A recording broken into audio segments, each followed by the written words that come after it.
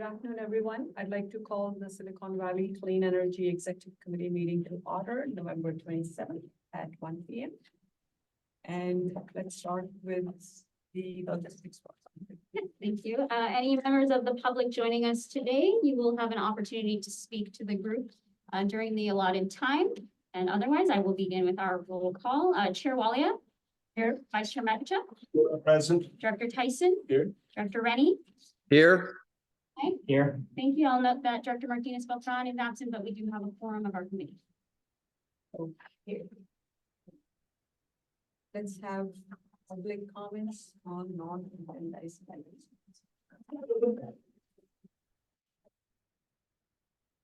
We have anyone? No hands raised there. Okay, then let's move to the consent calendar to approve minutes of the October 27th meeting of the Executive Committee. Public comment? None. Close public comment. How about a motion? I'll make a motion. I will submit the consent calendar. Great. Any other roll call? Yes, Chair Walia. Aye. Vice Chair Makacha. Aye. Director Tyson. Yes. Director Klein. Aye. Director Rennie. Aye. Thank you. Moving on to the regular calendar. Item number 2, CEO update, and we'll have our CEO, Girish Balachandran. Thank you, Chair Walia. Just a couple of updates. One is earlier in the year, I had mentioned to you that we are short RA capacity and we'll probably be cited by the CPUC. So we have received a citation. General Counsel will be sending you a confidential memorandum of that. And then this news will also be on the CPUC's website. So it's as expected. The dollar amount is less than what we expected. But just wanted to update you on that. We'll be filing a protest or an appeal, and we'll update you via confidential issues. And that's for the year ahead deficiency? That's correct. The second item I'd like to update you on is just as I'll probably do this at the board meeting also in the next few months, is just CEO transition. Obviously informed all staff, and then we have Monica is going to be meeting with all employees one-on-one in the next 6 weeks or so, which since we have a few more than 50 employees, that's a significant chunk of time. She's also focused the first phase of the transition on her group and the transition. Unfortunately, she doesn't have a Monica right now to replace her that I had pleasure of working with her so many years. So, but this is great. She's working with her group on that. And after I finish speaking, I would love to have Monica add a few words on the transition and have that as a standard item at the board meetings where we both can talk to the board.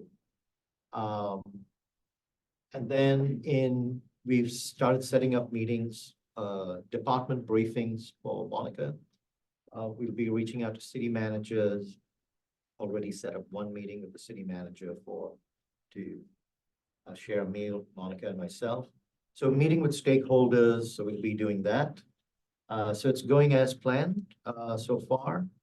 And Monica is also going to be taking some vacation in between, which is long overdue because she's been working extremely hard and continuously for many years. So we don't want her to lose the vacation that she has.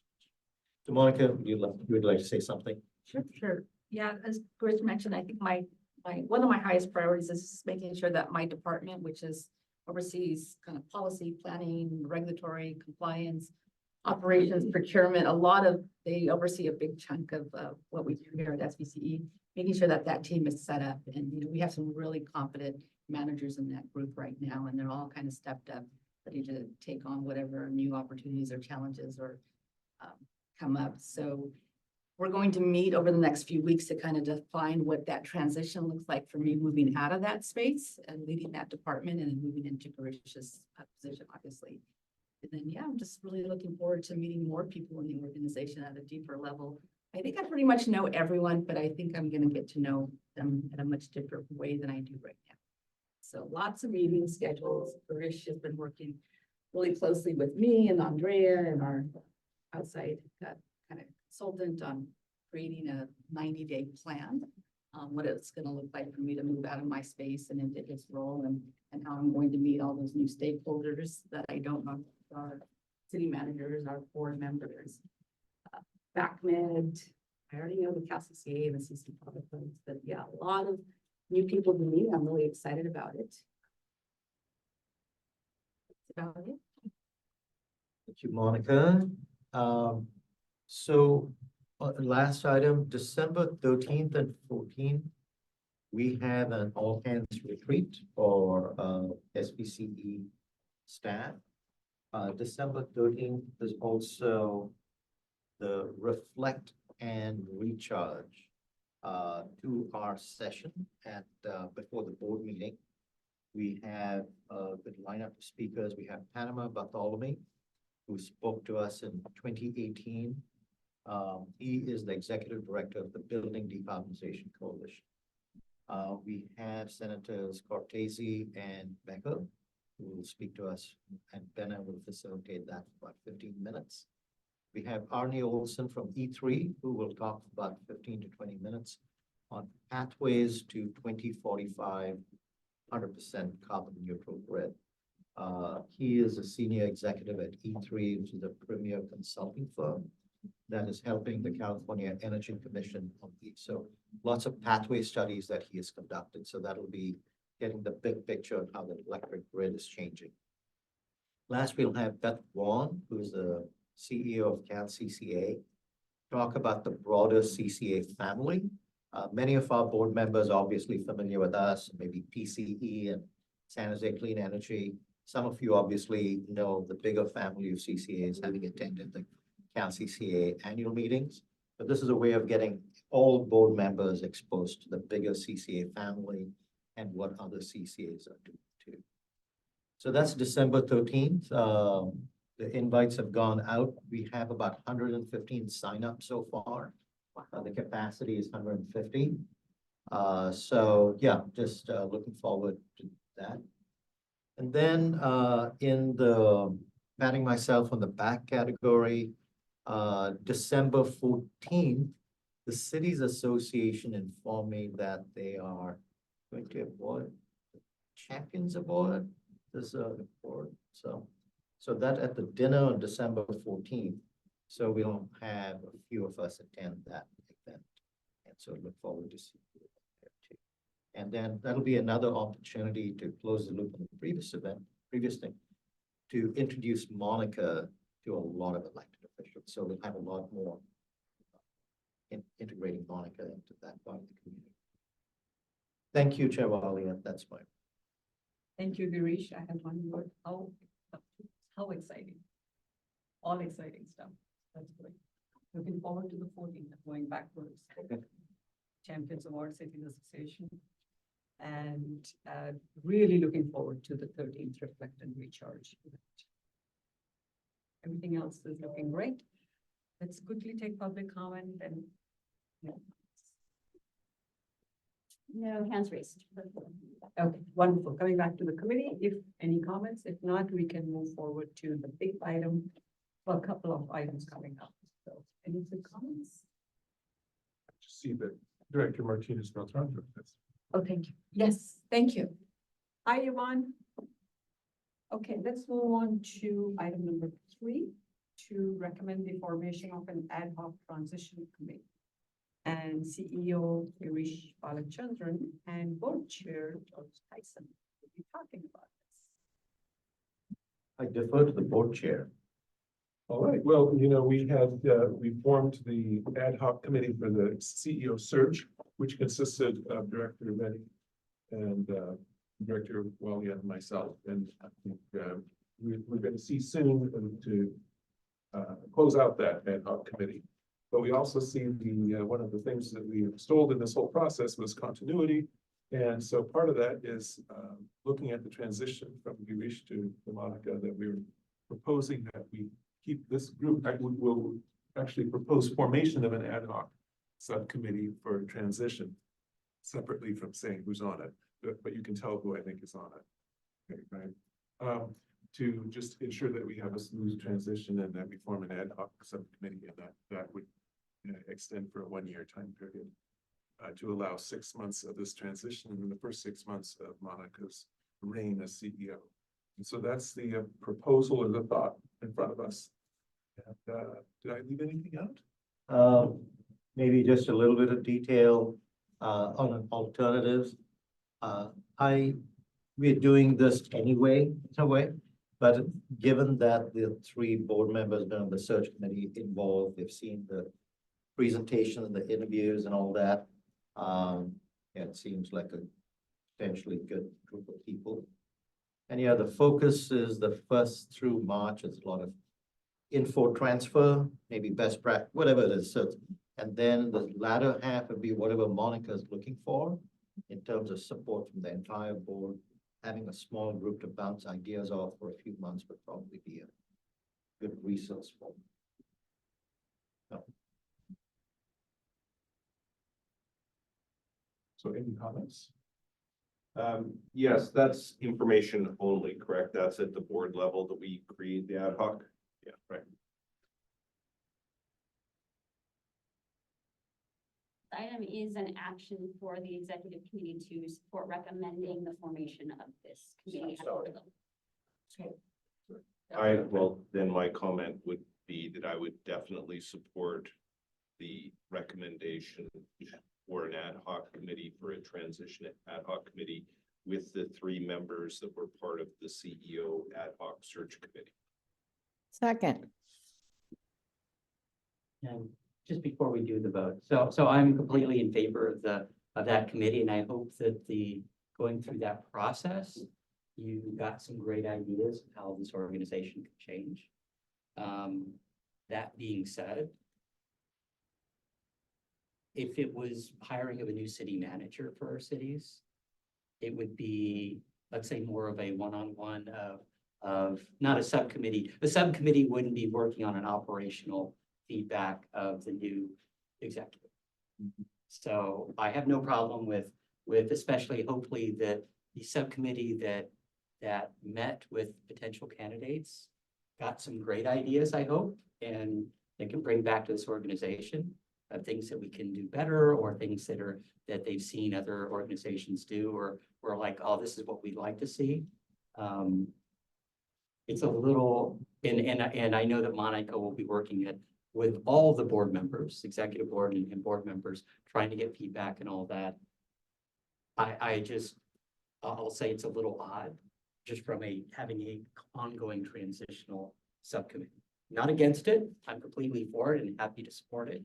But it is an oddity to some degree that you're looking at the day-to-day feedback on the day-to-day operations of the organization. I think that's the focus at all. It's what is that? It's and so I'm trying to see what's different than what would normally happen with discussions between the CEO and any of the board members. What's the add-on that this does? That's my only question. Could I, sorry. Yeah. This is the first time we actually are doing something like this here. We're a little different organization than cities, where there's the 7 council members and the city manager work together on a number of things. This is a disparate group. That's why it's kind of like, by the way, Monica, we just talked about it this morning too. She's gonna set up meetings with each board member before she starts. And so there's gonna be a lot of one-on-one. So that's all a given. I see this ad hoc committee being a resource for them, potentially, because Monica's not had this role before of working directly with board members in this role. Obviously, she works with a lot of you. It's more of an option. And that's why I would say we've not prescribed anything of like, this is how often they'll meet or something like that. It could be that's why it's ad hoc. No, really as a sounding board and something to be put in place as an option. And I think the prior to Monica leaving, to making sure that I'm in touch with the chair and vice chair. So there's two phases to it. I think it'll be a little act when I'm there to make sure that any information transfer, make sure everyone's on the same page. And after I'm gone, it's completely up to her how she wants to use. My only worry at that point is because of a subcommittee, you can't really talk about anything so it becomes a Brown Act issue for a lot of things that I can't talk to any of that subcommittee without conceivably causing a Brown Act issue. Depending upon, I'm not seeing that. I don't see that either. With if they're 13 talk, 13 board members, yes, I can see how it could. well, it's an executive board. Oh, I see. Exceeding further the executive board. Okay. Yes, so I'm just raising that for the other executive board members. That we can't talk to them conceivably on operational issues. There's just raising the issue. Can I just say, this is not about operational issues. I think if Monica follows my way of doing things, she would meet with board members who, before a board meeting, who want to meet with her. Right. And it's an information-only meeting where she provides information on the agenda. So that's where we can talk about operations. But this may be something as, there's a overall kind of the stuff happening in Santa Clara County. How do you get plugged into that? I kind of think of these informal kind of meetings and maybe Brian talking about, hey, there's this League of California Cities thing coming up. I had a great experience in being oriented, which he actually has. He said it's amazing. So he may share that with Monica. So I think it's more of these, I would say, non-operational issues. But I think there's a great discussion actually. I just want to warn the subcommittee, depending upon which way those discussions go, that the other executive board members might break ground. So I'm just bringing that forward, that it's an easy thing to do with the numbers that we have here and having that subcommittee that conceivably causes that problem. Just raising that issue. Okay, I'll leave it at that. Happy to support the motion. I just raise warnings because of that from an executive board standpoint. Thank you. Thank you. Other comments? Yuan? Thank you. I think it's a good discussion topic. I'll support it. I would like to know, when you're meeting, what you're meeting about. I think if we're talking about regions, I'd like to see South County represented. I was interested in the committee originally, and we got the committee that we have, and that's fine. I completely support everything that you've done. I think it's a good point to bring up. But I also see the value, just so that Monica, we want to give her as much support as possible. So I'm happy to support it. I just want to make sure that, I probably would I reach out all the time. So I'm sure that I would reach out, and I want to know what is being discussed and when it's being discussed so that I am not crossing those lines as well. Right. I have a question. Did 3CE, when they did their transition, did they have the search committee and then a transition ad hoc committee? No, I don't know. I don't think so. I don't think. And that is an alternative. You can essentially do the same thing. This gives a tiny bit of formality without being very rigid. So that's all. I think I'm not sure that there's going to be a lot of meetings required because I don't foresee issues. And it's one of those things that if they're having frequent meetings, then there's an issue that's got to be dealt with. But I see everything, it's so well planned. It's far in advance. I think it's all the communications are in place, and I don't think that it'll be an onerous ad hoc committee for those members to be on. Any other comments? I guess not. Any other thoughts on that? So we do have a motion and a second. Yes. Chair Walliams? Aye. Vice Chair McIntyre? Aye. Director Tyson? Yes. Director Klein? Aye. Director Rennie? Aye. Ms. Beltran? Aye. Thank you. That motion carries. Thank you. Item number 4, this is a big item, especially at this time of year, we deal with this rate setting issue. So this is the budget update from our CFO Amrit Singh and the 2024 customer rate setting and any additional expenditure discussion. So CPUC is busy with what PGA is asking, and here we are with hopefully good news. Yes, I bring good news today. So as Dr. Walia said, this is the budget update. If you remember in September when the board adopted the budget, we said around this time we have more certainty in PG&E's rates. So we have some recent filings with PG&E. Based on that, we have updated the budget, and we're gonna. So I'm gonna walk you through the update of the budget, and we're gonna engage in a discussion as to what our 2024 rates should look like in terms of what discount should we give to customers, and any additional expenditure we should set aside given our improved financials, which I'm about to share with you. Okay, so go to the next slide. So the way in which I'm going to do this is I'm going to recap the assumptions we used when the the assumptions that we used to set the budget that the board adopted in September. And I'll give you highlights of budget update. I'll compare the adopted budget with the updated budget. And I'll give you an update on the reserve projections. And then we'll talk about, we laid out some items that for committee's consideration of additional funding scenario areas which we can fund in the business, including customer discounts. And the last item is a true-up item, and I'll talk about that when we get to that. It's more of an accounting issue of the coded programs fund balance to date. Okay. On the timeline slide, so this is again a reminder, we've had many discussions on budget.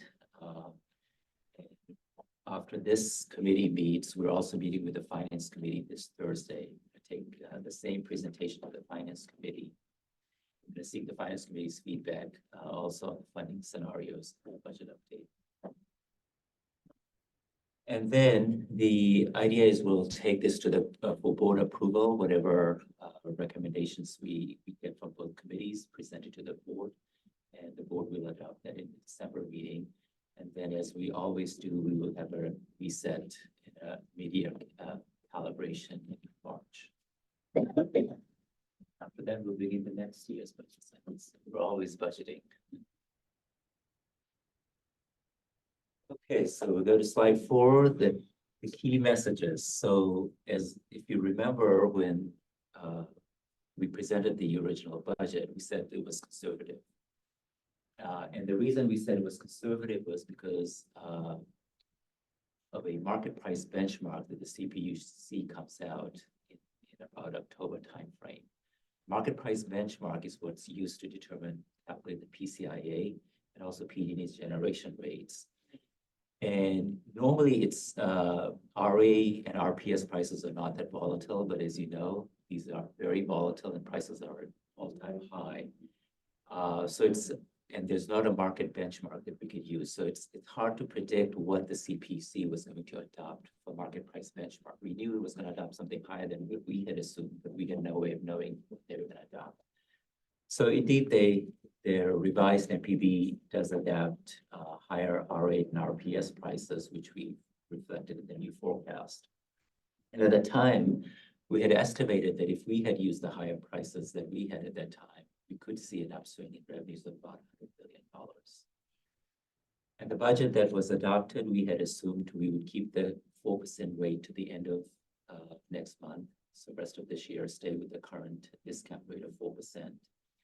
And then we assumed that starting January, we would set the overall discount to 1%. And then give 1% as a 1% dollar set aside as bill credits to low income customers. So that's what's in the adopted budget right now. And then we agreed around this time, we'll come back and revisit the customer discount and any additional expenditures we want to have, including funding and setting aside more money for programs, SVCE and office building. So that's what we're doing today. The highlights of the revised budgets are the CPUCs, as I mentioned, the FBB prices are substantially higher. We have used PG&E as using market price benchmark. PG&E has updated their ERA filing. So our rates are based on PG&E's October ERA filing, and we're showing that if we use those rates, our revenues are higher, about 127 billion. Now, something about PG&E's ERA rates I should mention. There's a lot of news recently about rate increases with PG&E. So ERA rates are not yet approved. The rates that you hear in the news is PG&E's general rate case. So that's one component that's going to go into the AET filing that's going to determine their overall rate increase in January. But the generation related charges, the service that we provide for PG&E, that is approved in their ERA filing. So PG&E just made that filing in October, updated the filing from May filing.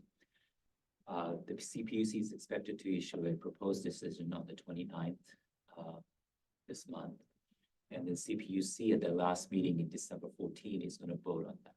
So these rates are still somewhat uncertain, right? So as I mentioned, we're updating for the latest forecast. Our bottom line increases from about 7.8 million, 7.7 million to about 128 million.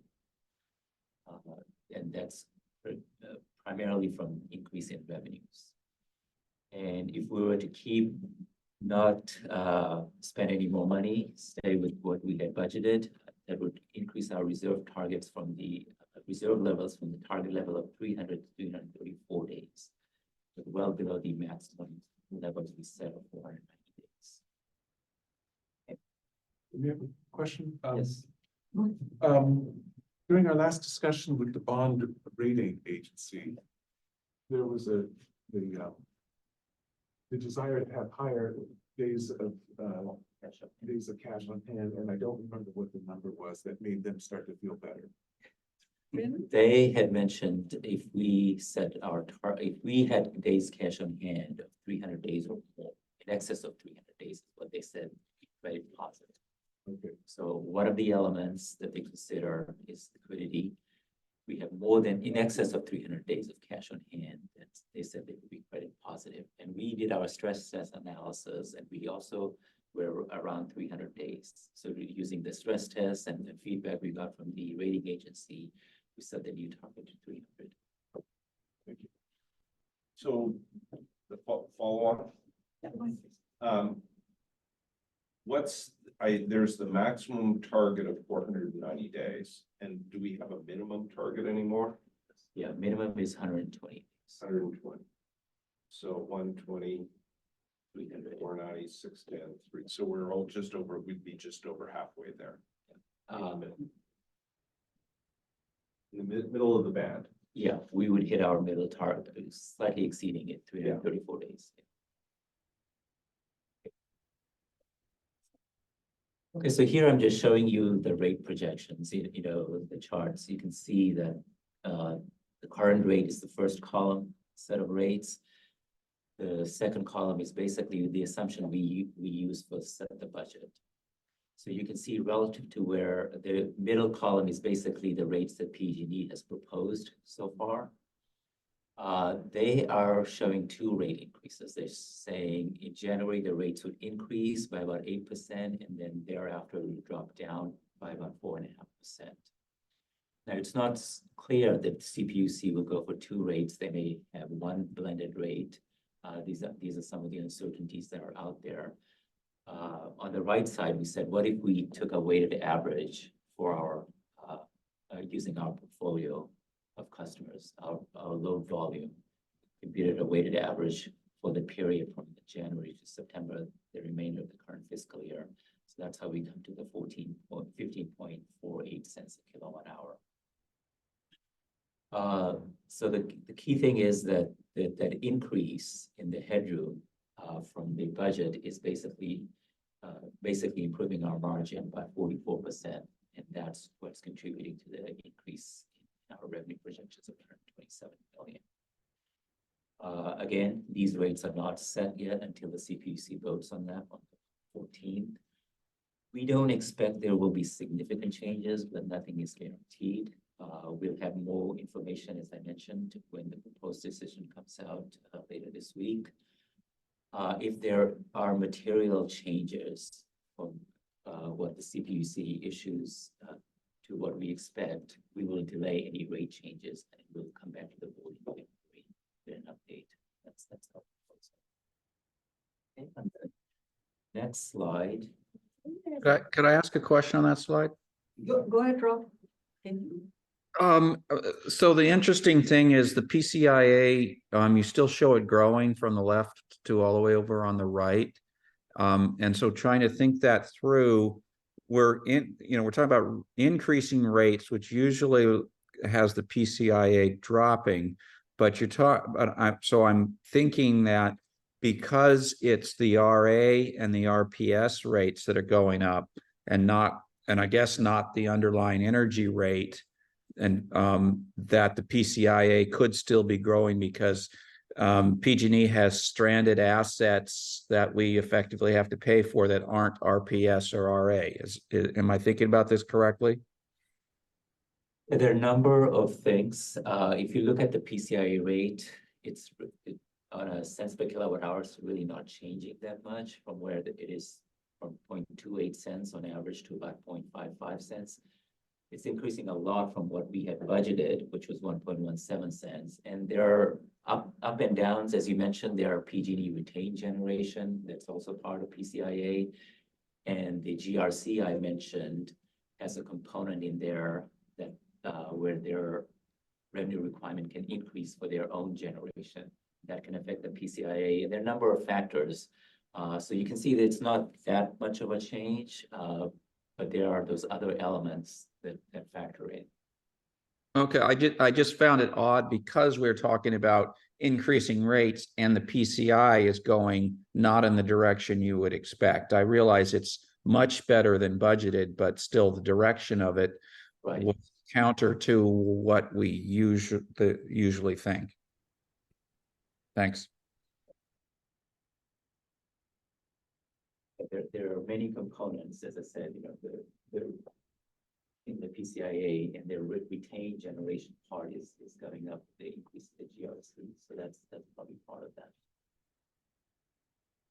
Okay, if there are no more questions on this slide, we'll go to the next slide. So here I'm showing you the components of the budget and comparing it to the adopted budget to what the adjustments look like. Primarily, you can see that the big change is the revenues. We did update the power supply expenses. That's a slight increase, but for the most part, the story is what I presented in the previous slide, updating the headroom. Increases our revenue projections substantially, bringing our bottom line down to about $128 million. On the next slide, just a recap of the reserve projections. So you can see our days cash on hand is going to 334 days. One thing to note here is this is a financial projection. So to the extent we have committed dollars on the program side, but they have not been spent, that still counts as days of cash on hand. If I were to take out all the dollars we've allocated to programs, that would reduce it to 292 days. But in forecasting, we take into account our forecast expenditure of programs over 5 years.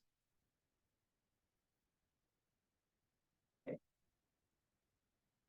Go to the next slide. So this brings us to the discussion at hand right now, which is given our improved financials, how do we want to balance our priorities? You know, on one side, we have customer discounts. The other side, we have to build our reserves to make sure we have, we stay in good financial positions. And then on the other side, any additional funding for programs. So to get the discussion going, we identified 5 areas we can target. One is obviously increasing the customer discount rate. The other is truing up the 1% bill credit to low-income customers. Now that we have higher rates, the 1% that we had set aside would be slightly higher than what we had set aside in the budget, so that they can get the true 1%. The next is to set aside funds for an SVCE office building. And number 4 here is, if we were to set aside a pot of dollars, you know, roughly about 4% discount, so that we can meet over the next 2 years, we have that pot of dollars, so we can use that to sustain a significant level of discount.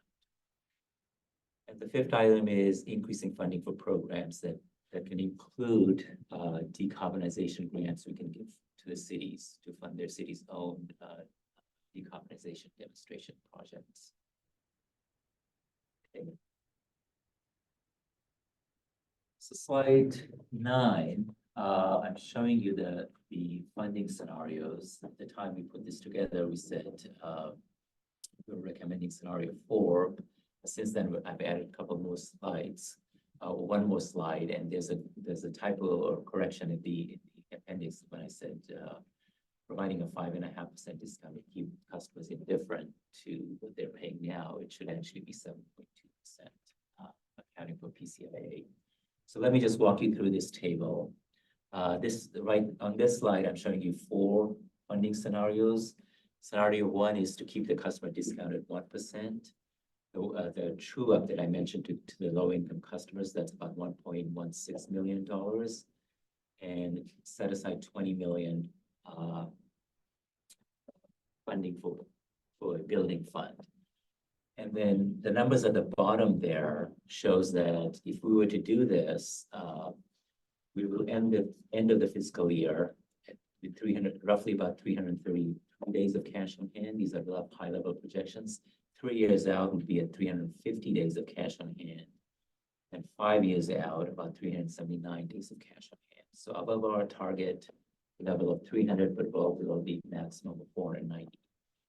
The second one, which is to increase the discount rate to 4%. It's the same set of numbers, but now instead of 1%, we're giving a 4% discount.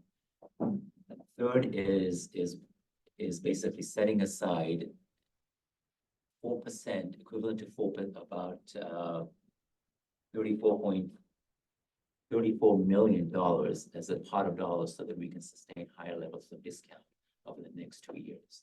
And we budgeted that at a 4% discount rate. And scenario number 5 shows what if we did also did all the stuff I mentioned in 1 through 3 scenarios, but also set aside $20 million for additional for programs that would include grant decarbonization grant to cities. So that you can see we would still end the year with end of the fiscal year and even 5 years out in good financial liquidity positions. And on the next slide, just is continuing. There may be a question from Director. Rob, did you have your hand raised from earlier, or do you have a I question? do. Yes, I do also. Okay, do you want to go first? Sure. So Amrit, we're saying the 4% general customer rate discount level at 4% in 2, 3, and 4. Right. And then we're saying that we're going to, or I'm sorry, for 3 and 4, that we would set that aside for 2 additional years, but we're not giving a 4% discount right now. We're doing the 1%. So currently, we are giving a 4% discount to customers this year, with a 1% bill credit to low income, as translated as a dollar bill credit about. But next year, if we true it up, it'll be somewhere around $12 to $13. Right now, it's around $8 or $9. So we are giving a 4%, but when we set the budget for next year, we said just to set the budget, we adopted 1% for next year. So we're revisiting that now that we have more information on rates. We're saying, should we set it at 4%? Should we set it at the next slide? I Okay. showed what we set it So at. that's why you're just defaulting to the 4%. for that. As one scenario, it's I up see. to the committee to consider any percentage, 4, 5, 6, 7. And the next slide, I'll show you what the number would look like if we were to fund it at 7.2%, which would keep the customers' rates, including the PCIA, to about what they pay right now to us. Okay. On their bills. I should say. So- Okay, I'll wait for that. Thank you. Thanks, Amrit. If I may, you have a good point. I think the change we made earlier was to continue the 4% through the end of the current calendar year. So that's probably where your question arose, that we Right. are at 1%. We kind of made that tweak. Let's keep at 4. As Amrit said, we don't have full information yet. Few months Right. ago, that's what you were talking. Okay. Rob, your question, please. Yes, we just finished having a discussion about the cost of carbon free and the cost of RPS and staying 100% carbon free or as close to that as we could. And I thought we had decided, I think it was like, we were worried it might be $30 million to stay carbon free unless we were able to buy some nuclear cheap or something to that effect. But it seemed like we were agreeing we would not be 100% carbon-free target because we didn't have the income basically to do that. Now it looks like all of a sudden we do have the income to do that. So I'm trying to understand where that whole discussion fits into this forecast. Yeah, so what was decided at the board last month was that should we spend 30 million? It wasn't so much whether we had the income or not, was it prudent to spend 30 million with a high price market for carbon? And there was no guarantees, Monica can chime in, that we can even get the products. And what the board said was, in case we could go out and get some, at the level we had assumed in setting the budget, to buy additional carbon free, we would then pursue that. And we were thinking of getting maybe some nuclear allocations we could, and that we're still pursuing that. And that's what we assumed in the budget is what the board approved last month, that at the price level of, I believe it was $8.40 or so for carbon free, if we can get it at that level or below, we will still go out and get carbon free attributes. The But question was more, one, whether we could get the attributes we need, and 2, whether it was prudent to spend that money or we could spend it maybe in other ways, such as programs. yeah, and I thought as part of the discussion was we had forecasted a $7 million surplus, not a $127 million surplus. So that $30 million we didn't want to spend would have been spending effectively out of our reserves. Now we've got like I said, $127 million. So we may want to, it seems like as part of this slide here, be thinking about, well, do we want to potentially spend that $30 million now that we have $127 million reserve? So that's my point, that we made that we're doing the right things, but then if the end result is we're not able to get all those things and we go no longer carbon free, yet we're potentially putting away 120 million in reserves, it seems like something's wrong. Yes, we can definitely add that as another line item. Could I add something, please? Go ahead. Director Rennie. Sorry, I couldn't hear those last comments. Whoever spoke. I heard Rob and then I didn't hear what someone said. Nothing has been said since. Girish was asking if he can jump in because we are still in the middle of the presentation from Amrit. There are a couple other ideas he's going to present to all of us. I was And Girish, just, I was going go to ahead. encourage that we finish the presentation. Yeah. Because then your question will have a lot more context for the trade-offs we are proposing. If I may just say, Amrit may have said this already. Since we posted the packet, we thought of a couple of more ideas, so that's what he's going to present in the next slide. You don't have it in your presentation. It will be posted on the website, but he will go through that. Rob, does that work? Just hold off that thought, hold on to it for a few more minutes. Thank you. Amrit, please carry on. All right, so on slide 10, 4 is just a repeat, so you can compare it to the previous slide. We've added 5 and 6, which is what if we were to fund at 7.2%?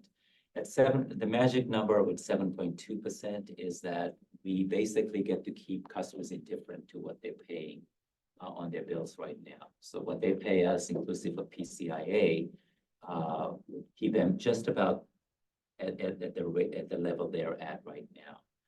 And the difference between 5 and 6 is that we're reducing the additional set aside for programs and grant to cities from 20 million to 6.24 million, so that the total expenditure between scenarios 4 and 5 is the same, and we get to the same pays cash on hand 5 years out. It's number 6, we're still providing the 7.2% discount, and we're keeping the additional program expenditures at 20 million. So these are the 2 additional scenarios for consideration.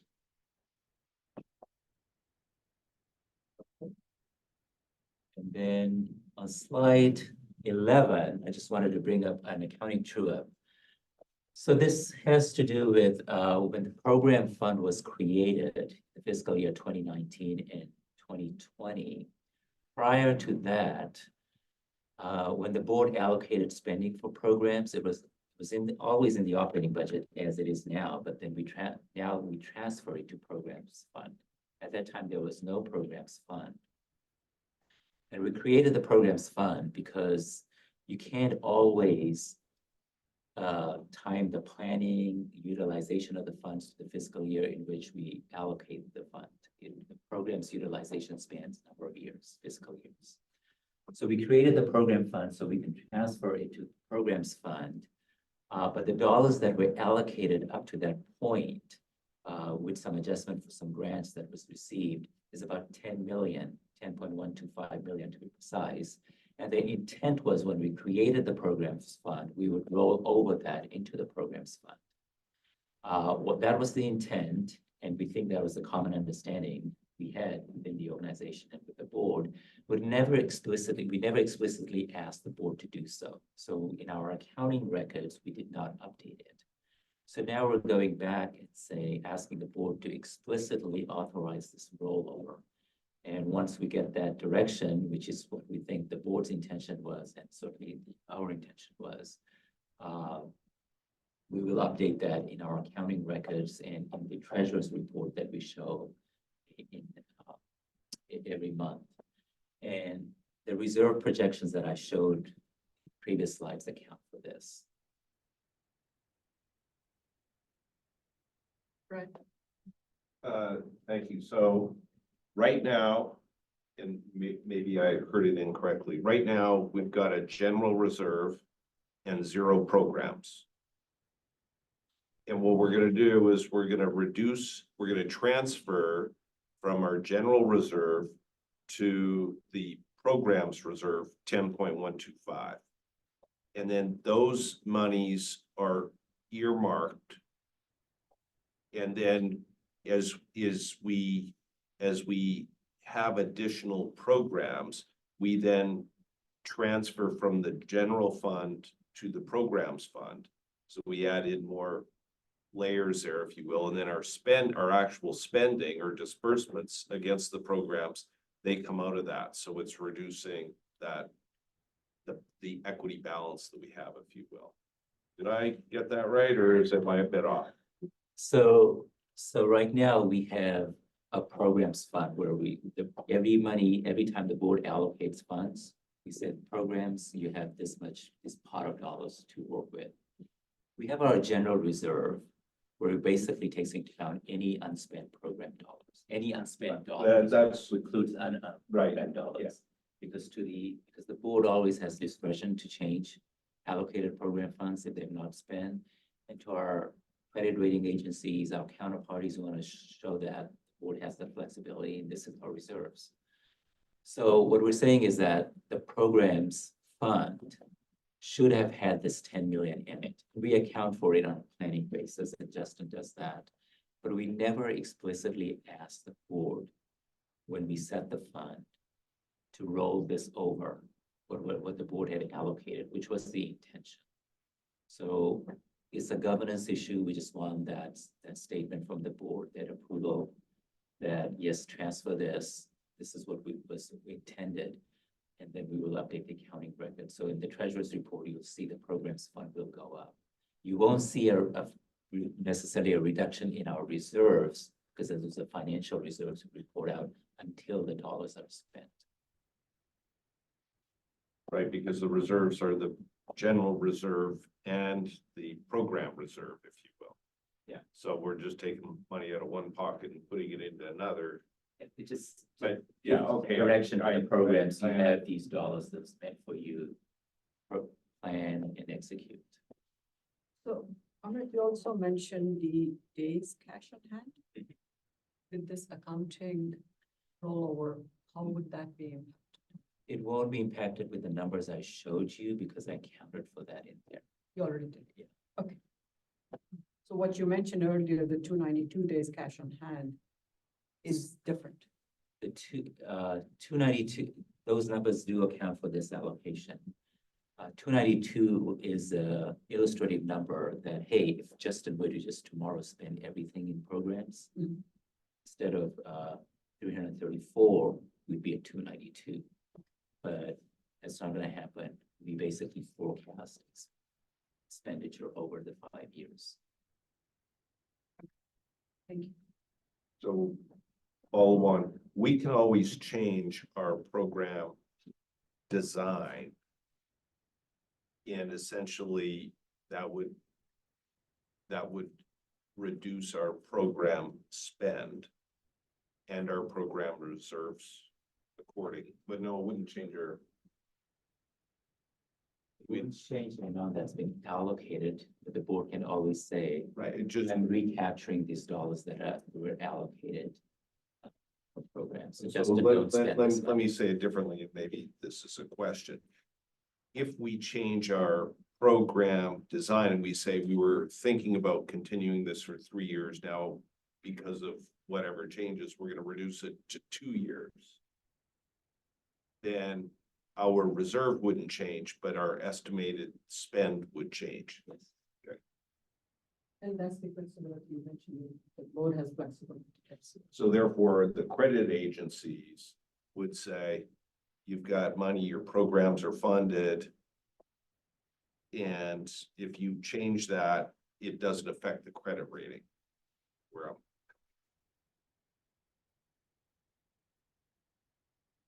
Yvonne has a question. May I, Chair? Go ahead, Yvonne. So in scenario number 4, and there's a slide that's not in here, there was 5 and 6, but where it's additional program expenditures. So that would be the 20 million in addition to this 10 million. The 20 million, yeah, the 10 million we're saying should always have been there. The 20 million is I heard the 20 20. million is in addition. Okay, so it would be then the total 30, if we're looking at number 4, I don't. Oh, thank you, you changed it there. Okay, And the reserve projections take into account the 10 million already, because we said that should really have been in programs dollars to begin. okay, It was just it's a governance issue. We never explicitly asked the board for the rollover. But that was the intention. That was the purpose we created the programs fund, was to basically track the dollars that the board allocated to programs into a fund that rolls over.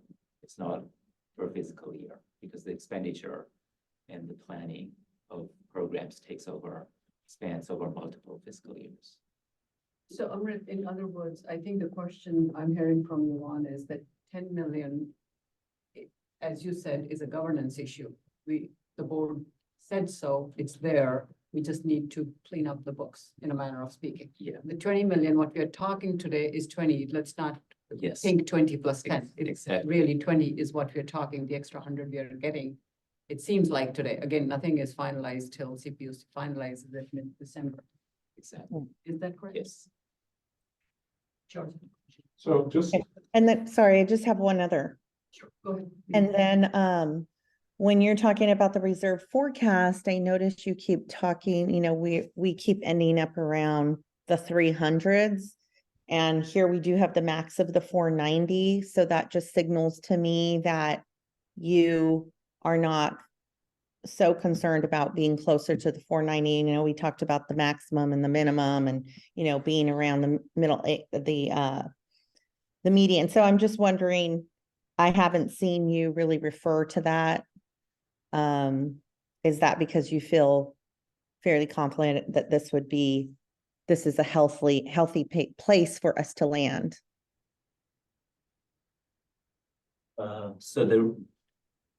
So we have a minimum target of 120 days. We have a target level of 300 days, and the maximum target of 490. And these were based on stress test analysis and credit rating agency feedback. For the first time, we're projecting to get to a target. And these are the numbers that just come out if you spend according to these funding scenarios, what the resulting reserves are. It just shows where we would end up based on a forecast. It's not certain. This forecast has a lot of uncertainty, especially anything goes beyond current fiscal year. The further out in town, the more the uncertainty. So this is a forecast, a high level forecast at the best of where the reserves could end up. And we're showing that it's around 300 days, around our target, but well below the max of 4. Right. I guess I'm just bringing that up because in none of the scenarios do I see us going very high in the 300s or to 400s. That's the reason that I bring that up. Yeah, and this is not based on a detailed 5-year forecast, but this is at a high level estimate that we've done, that we were able to do so far. Luis, any thoughts? Yeah, so thank you. I'd just like to add a couple of things on how we were thinking about this as we brought this to you. And it kind of addresses in some way what Director Rennie had mentioned about, can't we spend, in a way, $30 million to be 100% clean? So when we looked at this, let me just say that affordability is a big issue for us. We have reliable, clean, and affordable. Those are the 3 legs of the stool, right, that we've been looking at. And the state has been, and we have been really leaning initially on clean.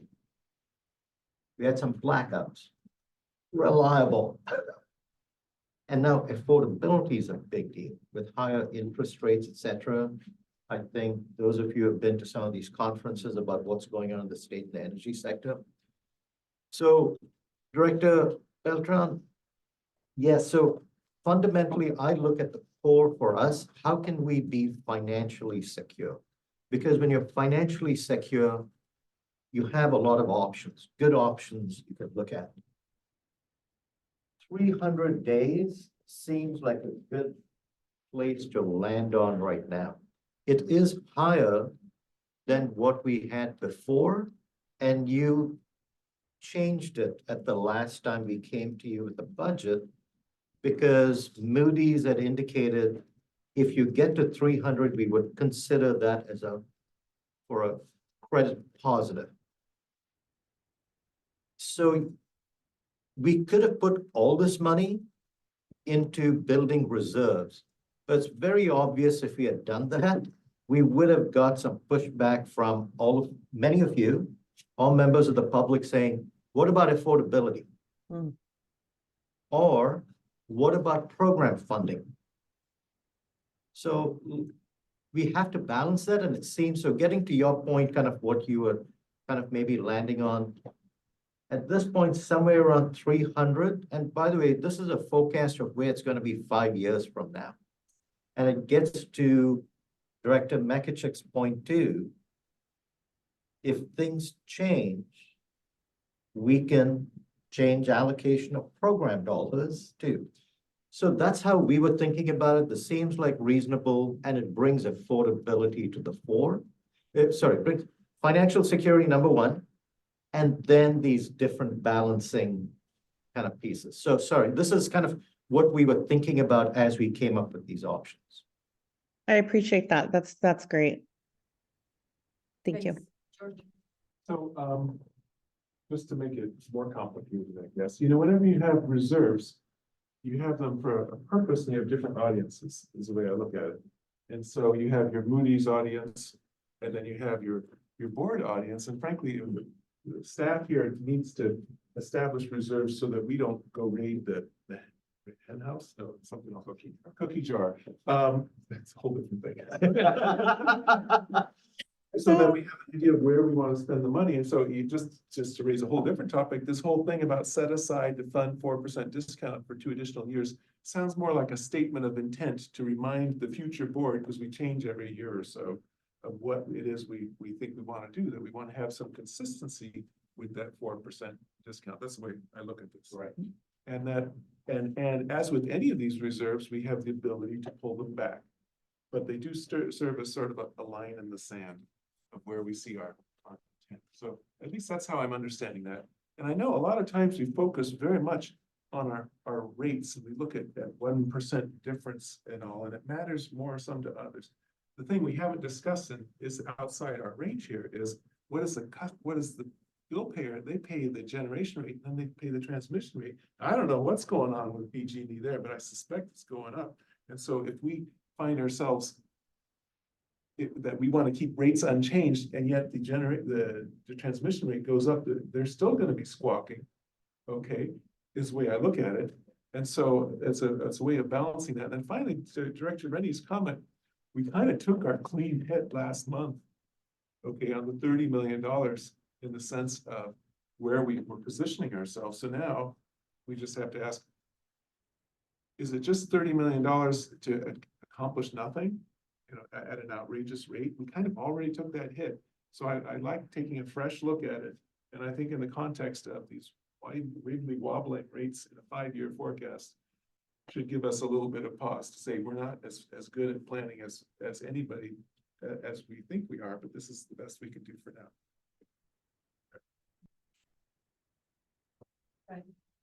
Right. Could you go back to the P&L slide, the one with 119 on the bottom, the budget versus the new numbers? There we are. Okay. So I'm looking at this and I see the 119 million down at the bottom, plus or minus 120. And I wonder to myself, how did that happen? And what did SVCE do to do that? And I think the answer is nothing. I think the answer is PG&E in their GRs, in their general rate case or whatever, what's the other one? Pardon? Error. Like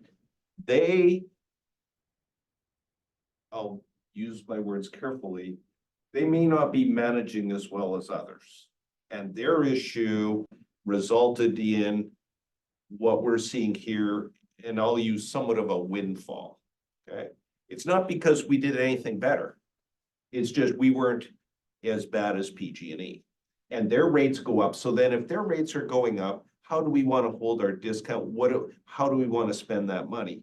And then I think, okay, to be stewards of energy or carbon money,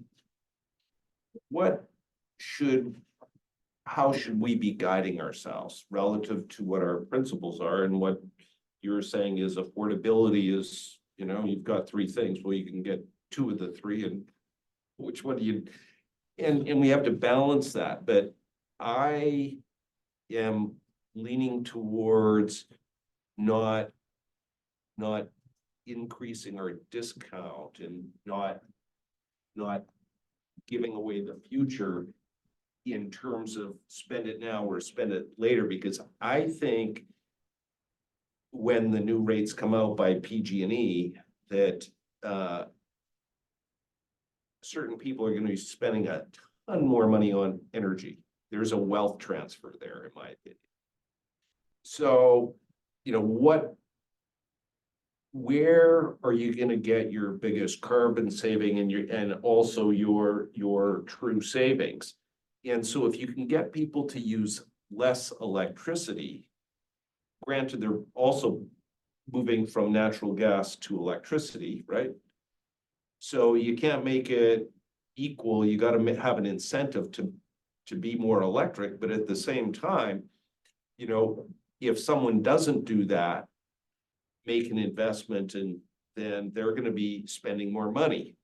Like the ROI has to be there. So it's multi-dimensional, very complex. And then you've got time as yet another dimension, right? Where are you going to be over time? So, I mean, as I look at the increase the customer discount, do the truing, I think the truing up. Can you go to that slide now on the alternatives? I think number one, I'm not. Number two. Yeah, no, but number one, I'm not sure where I am on that one yet. Like increasing it to me, I don't think that does anything long term. Number two, I think is a must have. I think we just have to do that.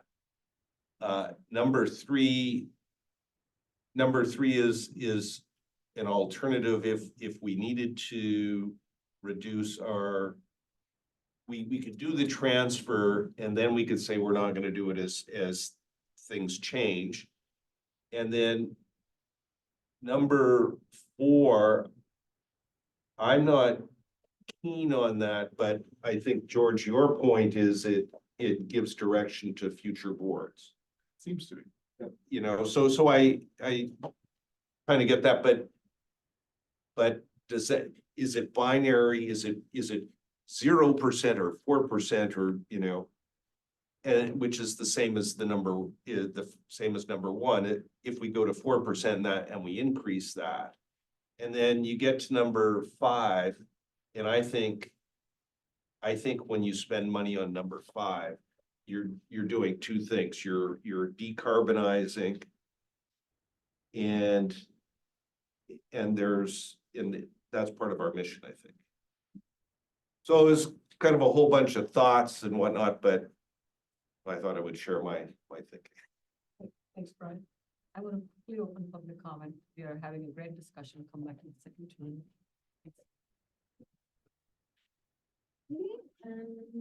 No hands raised from the. I just didn't want to forget that. Yeah. Okay. Go ahead, Rick.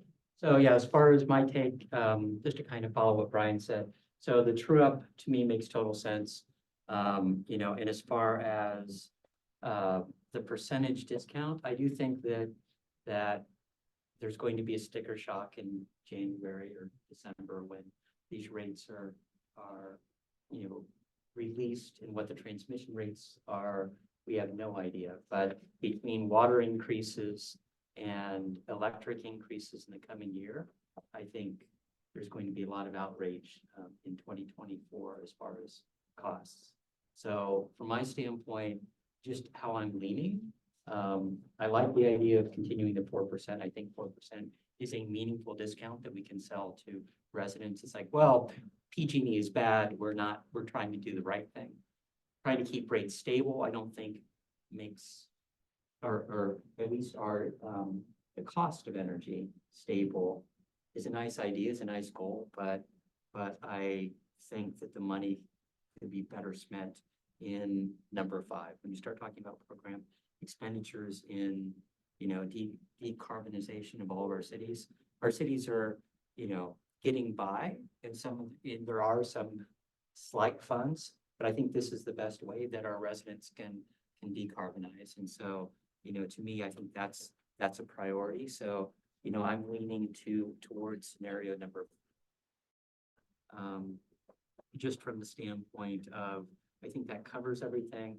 The 4% over the next 2 years, when it was 1%, it's such in the weeds that most people wouldn't notice.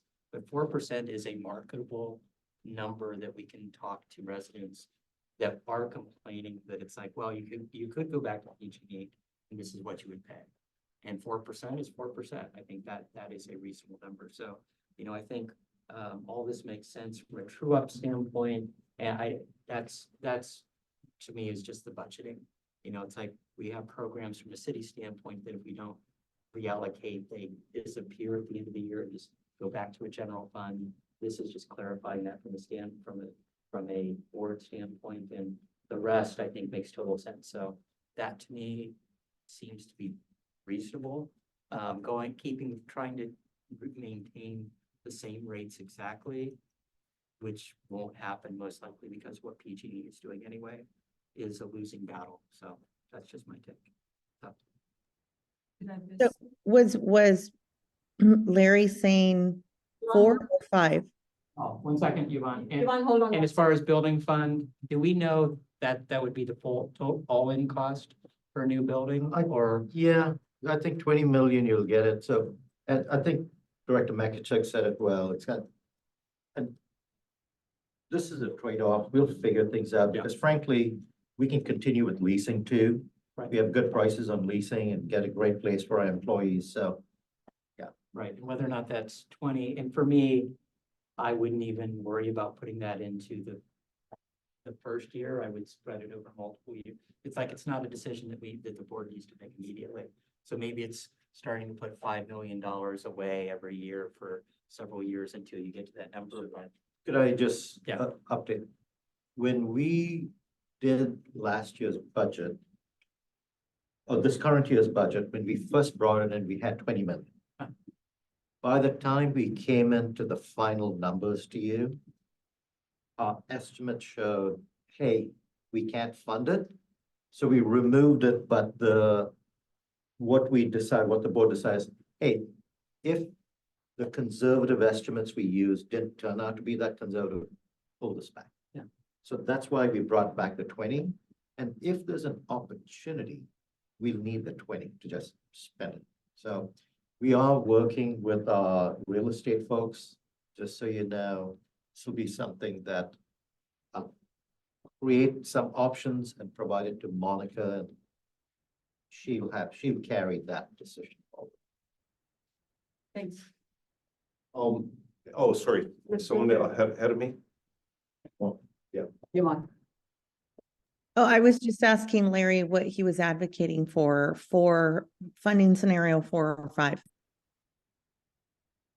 4. And for 4, I just keep the 4% discount. Maintaining that 4% discount and Maybe go back 1 page. Yeah. So you can see the. You know what, Ahmed? In the future, make your scenarios A, B, C, D. Minus in 1 and 4. that would help. Okay. True. Yeah, good point. Before it goes to 4. Column 4. Yeah. How about that? Yvonne, does that work? Column 4. Yeah, thanks. I kept hearing different ones. I wasn't sure which one. Thanks. Can you just go back to slide 9, please? So these are the first 4 scenarios, right? And then the next page has scenarios 5 and 6, right? With keeping column 4 as a placeholder, so you go from one slide to the other. Right. And what you're saying, Larry, is you would advocate for scenario 4, column 4. Now I have a comment, make a comment. Go ahead. So on the weekend, I did some catch-up reading. And there's a ton of press right now going on about SunZia.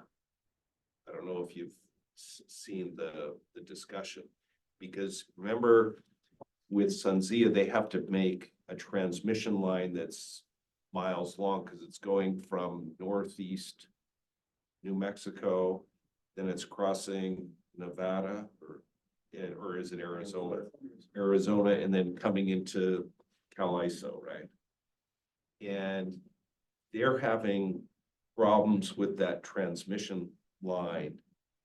And so that's gonna be a question mark in our portfolio in the years ahead, whether that's gonna come through. The other thing that I saw and I read quite a bit about is in the Northeast, those offshore wind projects. Those things are moving around in a big way, and the Danish firm is like, we can't afford this anymore. And those are big issues, not the what SunZia though could affect us. So when you're looking at all these numbers and in the projections, how are things gonna move around? Like those ones can move SunZia can move the needle. Thanks. Other comments? Oh, I know well. one director has to leave at 2:55 and we have 2 more items. Okay, So I like column 4 too. That's my, as simple as that? Wow. then a few words.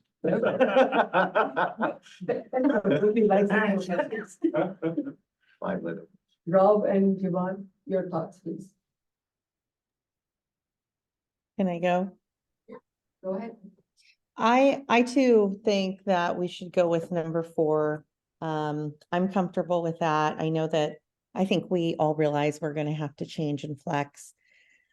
And I like the point about, I'm not sure which one of my colleagues made, I think may have been George, of kind of having the placeholder and giving some direction of what has been done and what we hope to do to future boards. So I'm comfortable with 4, and I'd like to advocate for that, so. Rob? I'm also supportive of number 4. I heard some discussion in number 4 about whether the building transfer fund should be there or not. It seems to me we should have it there, because then it's a definite to staff that if they see opportunities to buy a building inexpensively, that effectively the board has approved it by having the funding available, so they can be serious when they're looking at those opportunities. So I think it's okay to keep that there. I thought I heard Larry mentioning not necessarily keeping the set aside for the 4% in additional years, but instead moving it into the programs fund. I'm supportive of some of that idea also. I'm okay with 4 as is. I'm okay if we wanted to push some of the set aside into program funds. I'm always supportive of more in the programs fund. So just Rob, just to let you know, I didn't specifically say that. It was the building fund specific that I said could be pushed off. But I think the 4% makes total sense, at least for the vision, as George was saying, for the future boards. Okay, good for the clarification, because with all the talking, some of it got a little lost. And Chair, if I could just add, Rob, if you're done, sorry. I really am an advocate for the building fund. I would love to see us have a permanent home. So I'm actually very happy to see that there. Thanks. Okay. That leaves me Oh. Sorry, to chime in. I wanted to see the prior page so I could see everyone's saying they like option 4. 4 is very good. Right, previous scenario 4. Scenario 4. Yeah, column 4. So while Brian is looking at that, I go back to what's our mission and how do we make sure that we are financially secure for the long term? Because if we are not, then whatever we give extra discounts or buy a building or whatever, essentially our financial security and long-term viability, supporting our mission is critical. So I'm going to jump around with this. The true up, absolutely yes. The building fund, great to have. The additional program expenditure, I think, is very important. It's our fundamental mission, and that helps us spread our message in our very diverse community of the 13 agencies that we service. It also helps support some of the programs that we are trying to incentivize within each community. And I see vast differences when we start looking from Gilroy Morgan Hill all the way up to Mountain View, Los Altos Hills. So that is important. I definitely want to keep the idea of continuing the 4% discount for future years, as Board Chair Tyson pointed out. It's good to, for continuity, to convey that sense of direction to the future boards. And of course, there's always flexibility for them to fine tune based on the scenarios in this extremely volatile market, which is yet again demonstrated by the fact that today we suddenly have $100 million more, seems like, than what we thought we had 2 months ago. The only question in my mind is I definitely support scenario 4 with the 4% discount. My only question is, and I'm going to steal some of the words, which are my thoughts as well from what Director Klein mentioned. There's going to be a sticker shock for the residents with the water. There's going to be a sticker shock for the transmission rates from PG&E. So I'm going to look around here and say, do we want to increase that discount to reduce the sticker shock, which means going from scenario 4, column 4, towards moving in the direction of 6, not 5, because 5 reduces the program expenditures to the cities. I'm talking more from 4 to 6 in that direction, so that we keep. I just want to pause here for us to consider before we send this to the full board.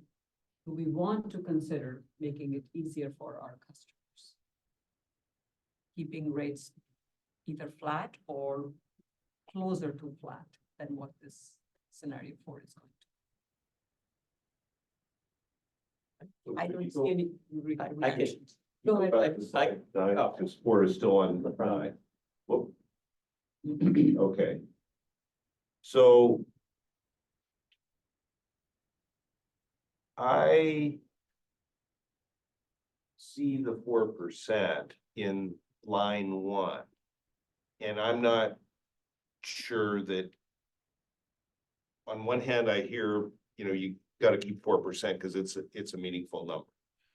So then, do you want to do row 4 as well, or does row 4 have to be 2? Could it be 2%, or it doesn't have to be 4? But when I look at column 4, which is 88.26, now go to the next one, please. I would have been more a column 3 person, but I've been convinced that column 4 is a better, to me now it's more defensible.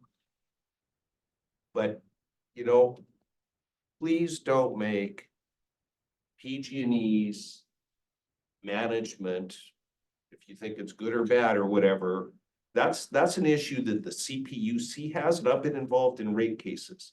And it's the CPUC that sets those rate of return and other things, and agreeing, oh, we'll allow this amount of spending in the general rate case, etc. I mean, to me, it's out of control. And I'll sometimes say, don't make someone else's problem my problem. That PG&E's problem and the CPUC's problem, that's not our problem. We've got a windfall, and what we're doing is we're spending part of that windfall, and we're and in column number 4. And the bottom line between 4 and 5 is still 88.26. You're just increasing the discount, and then the difference between 5 and 6 is going back to your 20 million for programs. So that's kind of.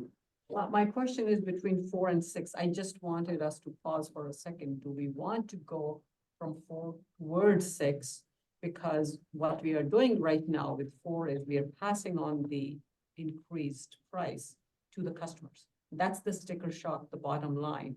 So I'm trying to think in the board meeting, there are some directors who are very careful about what's the bottom line, what does it mean to my customer?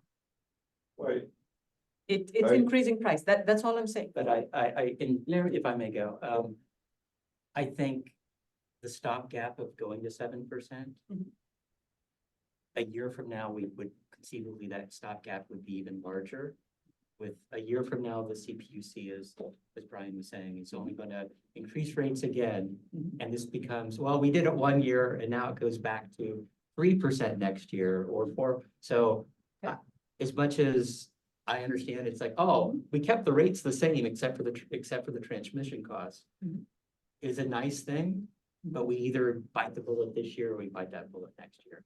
My guess is it's not something we could financially do in the long term. And saying we went from 1% to 4% to 7% and then back to 4% is a hard sell to some residents also.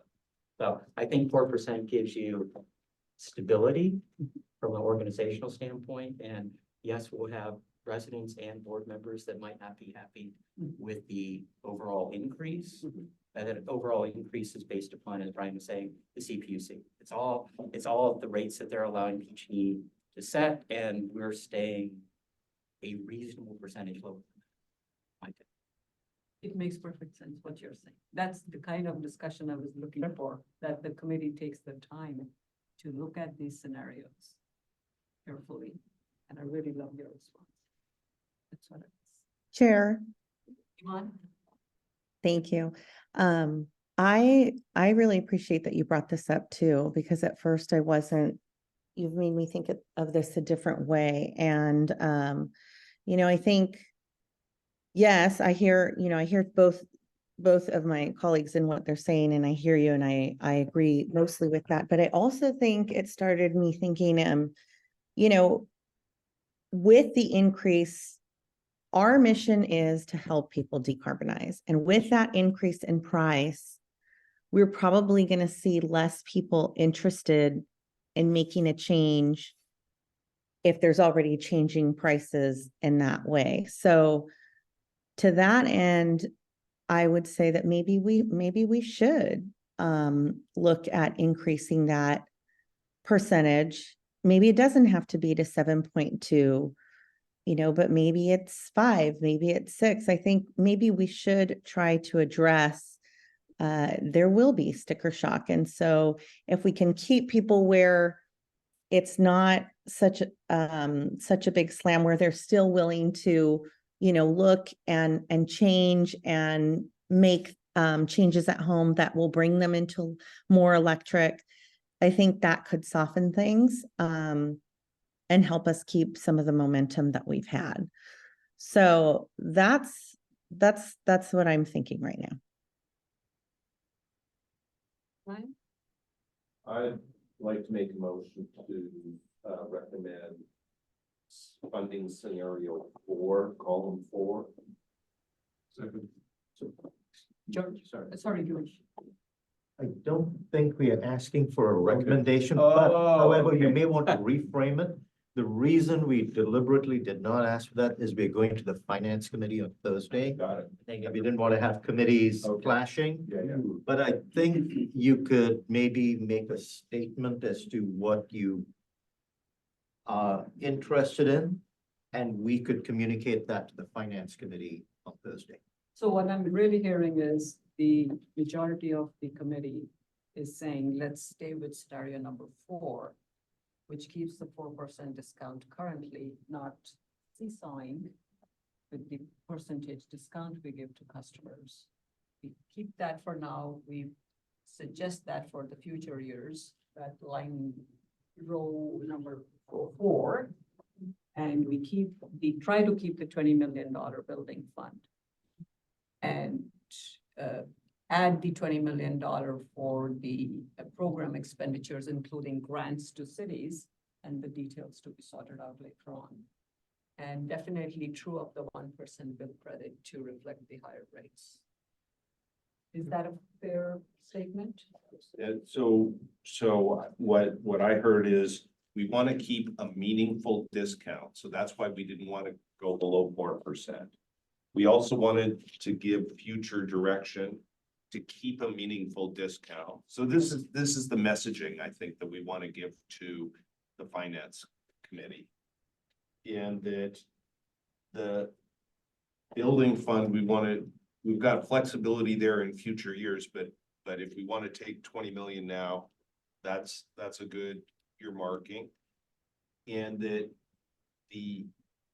sorry, I missed the truing up. That's just got to be done. I'm sorry. The transfer of the building fund, I talked about that. Increasing the 4% discount for 2 additional years, that's the future consideration direction. And then programming expenditures by increasing that shows that, to your point, that's our mission, part of our mission. So I think those are the messages that would. Yeah. I'll read with the Monica. And if maybe you could also infuse so that they have the conversation we just had earlier, because I think it's worthy and valid to have. We're going to have other directors, I'm sure, talking about it, thinking about it. And even if we settle at 4, which, that's a happy compromise for me. I still think it's a good point for us to discuss, and we'll see it at some point. I mean, we're going to see these changes. Won't be the last time we talk about it. Thanks, Shiva. I'm on that committee, so I'll be happy to definitely convey that. Oh, good, thanks. I think if you say the majority of the exec committee suggests that 4 is what they would like to see. And here was the discussion. I love the discussion of the trade-offs. We'll summarize that. And we'll say it was like coming in second was scenario 6 for these reasons. So there'll be pros and cons to those. Perfect. So we'll have that to the finance committee and then to the board on December 13th discussion. Super. Okay, we got 2 more items, and I know Director Klein has to leave at 2:55. Item number 5 is SVCE information update on 2024 SVCE board elections. And before I hand it over to Andrea Pisano, our Senior Executive Assistant and Board Clerk, I do want to take 1 second to thank everyone for the great, robust discussion on item number 4. The most important thing we do, stay afloat and watch our customers' interests. With that, back on item 5, Andrea. Great, thank you, Chair. So you all have been through this before, nothing surprising or controversial here, but we did just want to bring this up, being that this is the last regular meeting of this group, that we have elections coming up. So I wanted to go over just the process for that and some key dates, if you will, deadlines to keep in mind as we look to January. So this election process for our chair, vice chair, and this particular committee, the executive committee, will happen in January. At the board meeting, I will make a presentation very similar to this, kind of announcing our process. Very shortly thereafter, I will request that anyone interested in the role of chair or vice chair submit a letter of interest to me, which I will then publish in our board packet for January. And then I will also request anyone interested in serving on this committee to let me know, and I will also publish that in the packet for consideration for appointments at our January 10th board meeting. In February, we will address all of our other committees, so our audit, finance and administration, and 2024 legislative ad hoc committee. So I will be sending out information about these committees to everybody in writing as well. So not only will we have a verbal update, but we'll have written information to follow up. And I'll request that anybody interested in serving on these committees, let me know so that I can include that in our packet again for consideration for selections at our February board meeting. One thing to note is in the past, we had a little more robust process in which I would submit forms for people to fill out. Unfortunately, everybody is very busy, I understand that, so I didn't get very many back. So as of late, we've just been asking people to let me know if they're interested, and that seems to work pretty well. So we don't have anything to fill out, just people will let me know if they're interested, and I can. And this is just a snapshot of that again. At the December 13th board meeting, I'll be making a verbal announcement of this, followed by written information. January, we'll make the selections of our chair, vice chair, and the executive committee. And then come February, we will appoint the remaining committees that have not been appointed yet. And I'm happy to answer any questions or any suggestions on the process. Questions? So it's the same as prior years is what I'm. Yeah. You got it. Yep. Public comment? I don't see any hands raised. Okay. Questions, comments? Seeing none. Do you need any, it's not an action item. No, just, okay. Great. Item number 6, programs snapshot, Go Electric Advisor Program launch. It's a discussion item. Sounds very exciting. And we have an introduction by Nupur Kiramat, the manager of decarbonization and policy, as well as a presentation by Jessamine Allen, who is the programs lead. Good afternoon, everyone. So per usual, we're bringing you one of our program snapshots, which is really intended to be a short presentation so that you get to see kind of the programs that your community members are seeing for decarbonization. This is intended to be purely informational, but please feel free to ask us questions either during the meeting or feel free to email Jessamine afterward. This program that we're featuring today is a little bit unique because most of our past programs have been focused on providing incentives to customers or some form of technical assistance. This program really goes a little bit beyond that and provides a deeper level of customized one-on-one support to our residential customers to really help them move forward with electrification. So I'll turn it over to Jessamine to talk about the specifics of this program. Thank you, and good afternoon. I'm Jessamine Allen with our programs team. So I'm excited to share this offering that is launching imminently. The service is called our Go Electric Advisor.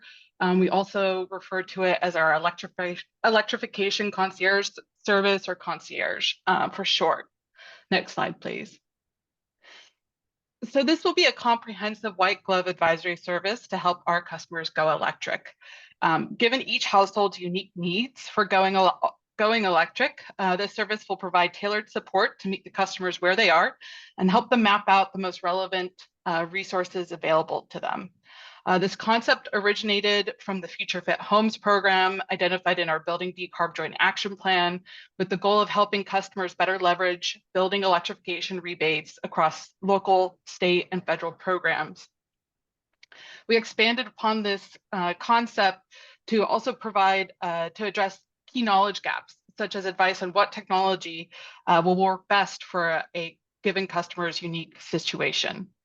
This service is for residential customers, likely mostly single-family homeowners, but the advisors have information on a wide selection of our programs and services and can help advise customers accordingly on the best offerings available. Next slide, please. We've allocated nearly $900,000 to support this service for approximately 3 years, and estimating that we can support about 1,000 customers in the first year. Earlier this year, we issued an RFP and selected SMUD as our vendor, that's Sacramento Municipal Utility, primarily for their strong record on customer service, electrification expertise, and flexible approach on program design. The advisor is a phone hotline with a web interface offering email and web chat support. This graphic is intended to show the various support services provided by the advisor, including just answering general questions about going electric. What does it mean? What are some of the technologies? We also want to provide incentive layering assistance, so more details on what rebates are available given a customer's eligibility requirements. For technical assistance is questions that you would ask a contractor, but without having to go to a contractor. So that might be on strategies to avoid an expensive service or panel upgrade. For electrification plans, the Advisors will help create roadmaps to going all electric and include a recommended phasing of the upgrades and electric equipment options.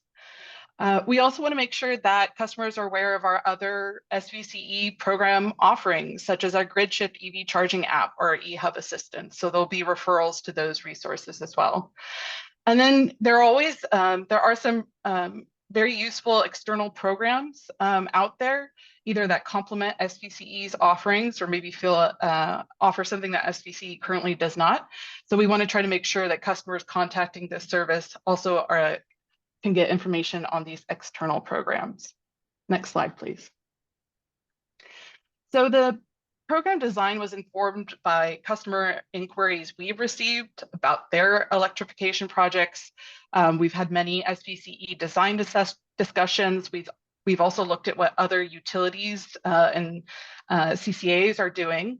And we identified some key goals that we wanted to make sure this program addressed. And first and foremost, this seamless customer support. We've adopted a single point of contact model, so the customer interacts with the same person who is familiar with their situation if they're coming back to the advisory service multiple times potentially. The program data, we have a program database that is being used to document all that information so the advisor has a record to reference. We wanted to offer impartial technical assistance. So we'll be harnessing SMUD's in-house energy experts who have deep energy backgrounds in home auditing and installs. The advisors will have opportunities to chat with the customers to better gauge where they are in their electrification journey and their unique needs. We also wanted to take the opportunity to promote efficient electrification. So this advisory service will offer recommendations for potentially energy efficiency measures or technologies to help minimize the impacts of new electric loads. And of course, with equity and accessibility, this is something we'll be continuously working on. But to start with, we're offering multiple access channels for the advisory service. SMUD's call center has extensive language resources, and many of the advisory staff have history supporting SMUD's low-income programs. Next slide, please.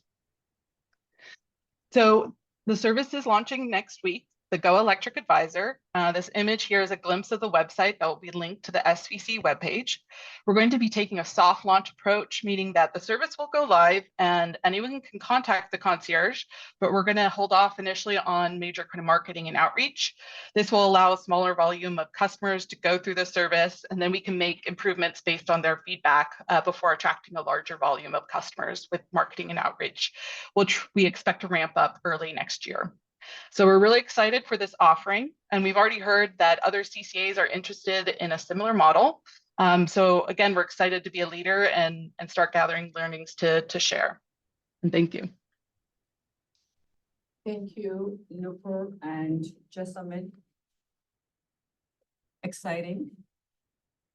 I hear SVCE 2.0 so many times, and this just demonstrates that's where we are. Helping our customers learn about the programs and how to use the incentives and so on and so forth. Really good moment for the agency. George. So I had the opportunity to use a concierge service that was, I think, funded by our town. It was called Quick Carbon, and I was really happy with it. And so I'm very happy to hear this. And the thing that's puzzling is when I saw your slides and I saw SMUD, I thought, oh, wow, another agency has that name. So it just puzzles me that Sacramento Municipal Utility District would have that kind of entrepreneurial spirit to be an effective. It's just surprising to me that they would be able to branch out. Is this just kind of a new model for them? No, not really. SMUD has been a leader for a couple of decades. Really? Yeah, they made a big turn when they closed down Rancho Seco. So they had built a nuclear plant, or they were building, they closed that. They brought David Freeman in. There's a complete change in the way they were thinking. They've really been leaders. Monica and I have worked with them for many decades on power side, but also on the program side. They're a municipal utility district, so they have an elected board. They have 7 different districts, and so that allows for some governance of utilities that are different than city-run municipalities. the mindset is extremely different because the board members are only focused on the utility district. And they've been very innovative. They were the first to adopt smart meters. They got $125 million grant from ARA in President Obama's time. And so they were the first municipal utility to do that. They've also been ranked very high on the JD Power customer satisfaction. You don't find utilities on their range. They're just so much above that. So very much like how a public power utility keep customers first. We don't have a profit motive. They've just taken it to a different level. Yeah. And if I may add the last thing, among large publicly owned agencies who could provide CCA services, they are the ones who have leaned in the most. They provide data management, resource planning services, and energy efficiency services. It's a win-win for them. They get to utilize their existing staff even more. It's a revenue source for them. And we are cousins of them, right? We're not municipal utilities, but we are publicly managed. No power without the wires. Yeah. Wonderful. All good stuff. Public comment? Well, I can say also one more thing. SMUD is actually, I think they've already launched their own kind of EV charging concierge. So this is a concept that they're looking into support for their own customers. So that will provide, they'll provide more information on EV chargers, EVs, pre-wiring, and that kind of stuff. So there'll be some good lessons shared from their own program. Can we have public comment? No hands raised. Okay, thank you. No? Yes, as far as residential, are you targeting only single family or multifamily also? There's a big difference between those groups. Yeah, it will be targeted mostly kind of single family and small multifamily. Those are the properties that are most eligible for most of our programs or other rebate programs out there.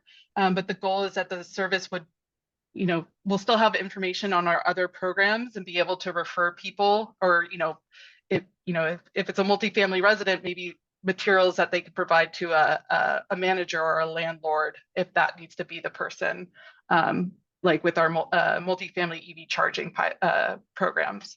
So we're going to be trying to build up resources for larger multifamily customers as well. Okay, thank you. Great. Any other quick comments? We don't need a vote on this. This is informational. Wonderful. Looks like we are at the end of the meeting. Any staff remarks? Any committee member remarks? Brian?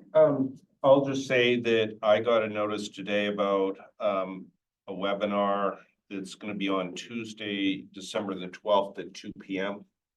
regarding it's through CalCCA. So I can send it on the information, because some people may want to attend that. Thank you. Yeah, something else. Nope, that's it. That's great. Thank you. I can get the details. Okay, wonderful. So we are at the end of the meeting, and I'd like to adjourn the meeting at 2:49 p.m. with a big thanks to all the committee members for a very robust set of discussions throughout the year. This is our last committee meeting of this year for 2023. Thank you, Rob, Luan, Brian, George, and Mary. Thank you all so much. And a big thanks to the staff. Have a great week.